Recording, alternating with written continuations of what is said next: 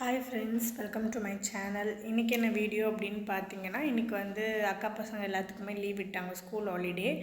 So ஒரே நச்சரிப்பு, எங்கன்னா கூப்பிட்டு போங்க அப்படின்னு சொல்லிட்டு. நம்ம ஊரில் வந்து சுற்றி பார்க்குற அளவுக்கு எந்த ஒரு வசதியுமே கிடையாது. இப்போதைக்கு எங்கள் ஏரியாவில் வந்து ஒரு சூப்பர் மார்க்கெட் இருந்துச்சு. ஸோ குட்டீஸ் எல்லாம் கூப்பிட்டுட்டு நாங்கள் அக்கா, நான் எல்லாருமே வந்து சூப்பர் மார்க்கெட் போயிட்டு வந்தோம்.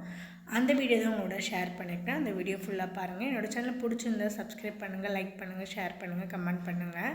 எல்லா குட்டீஸும் கூட்டிகிட்டு போயிட்டு அப்படியே சுற்றி பார்த்துட்டு இருந்தோம்.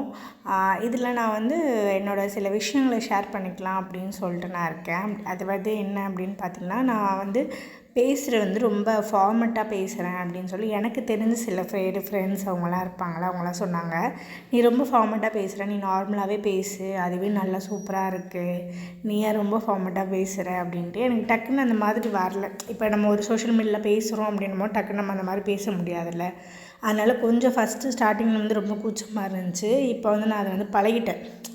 ஓகே, இப்போலாம் பேசலாம் அப்படின்னு சொல்லிட்டு இப்போ நான் வந்து ரொம்ப கேஷுவலாக வந்து இந்த வீடியோ பேசியிருக்கேன்.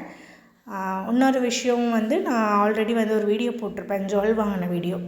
அது வந்து நான் என்னோடய யூடியூப்பில் சேனலில் பார்த்திங்கன்னா ஃபஸ்ட்டு வீடியோவே நான் வந்து ஒரு வளையல் வாங்கி அந்த வீடியோ போட்டிருப்பேன். அந்த வீடியோ வந்து நான் அதில் வந்து ஃபஸ்ட் கமெண்டில் பின் பண்ணுறேன் பாருங்கள். அதை வந்து பார்த்துட்டு என்னோடய ரிலேஷனில் என்ன சொன்னாங்கன்னா, என்ன இவங்க என்ன பெரிய ஆள், கோல்டெல்லாம் வாங்குறாங்க அப்படின்னு சொன்னாங்க.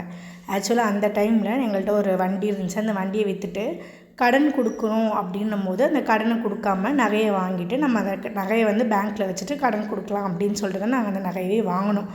அதே மாதிரி தான் இப்போவும் வந்து ஒரு அமௌண்ட் இருந்துச்சு, அதில் நகையை வாங்கிட்டு அந்த நகையை கொண்டு போய் பேங்க்கில் வச்சுட்டு அந்த கடனை வந்து அடைக்கிறோம். இதை ஏன் நான் சொல்கிறேன்னா, நான் வந்து மற்றவங்களுக்கு வந்து சொல்லணும் அப்படின்றது அவசியம் இல்லை. ஆனால் வந்து நாங்கள் என்ன சுச்சுவேஷனில் இருக்கோம், எதனால் அதை வாங்கணும் அப்படின்றது தெரியாமலே நிறையா பேர் வந்து எங்கள் பின்னாடி வந்து பேசுகிறாங்க. அந்த சில விஷயங்கள்லாம் எனக்கு வந்து நான் பார்த்தேன். அதனால தான் வந்து நான் அந்த விஷயத்த வந்து உங்களோட இதில் வந்து ஷேர் பண்ணிக்கிறேன். மேபி இந்த வீடியோ அவங்களும் பார்ப்பாங்கள்ல, தெரிஞ்சுக்கலாம் அப்படின்றனால தான். ஸோ கடைக்கெலாம் போய்ட்டு ஷாப்பிங்லாம் முடிச்சுட்டு நானும் அக்கா மட்டும் வாக்கிங்லேயே போனோம். மீதி குட்டீஸ் எல்லாத்தையுமே வந்து ஆட்டோவில் ஏற்றி விட்டோம். அன்றைக்கி டே அப்படி தான் போச்சு. ஸோ இந்த வீடியோ பிடிச்சிருந்துச்சுன்னா என்னோடய சேனலை சப்ஸ்கிரைப் பண்ணி வச்சுக்கோங்க, லைக் பண்ணுங்கள், ஷேர் பண்ணுங்கள், என்னோடய சேனலை சப்போர்ட் பண்ணுங்கள். இதே மாதிரி வீடியோவில் நான் இன்னொரு வாட்டி சந்திக்கிறேன். until then, bye from Pavithra.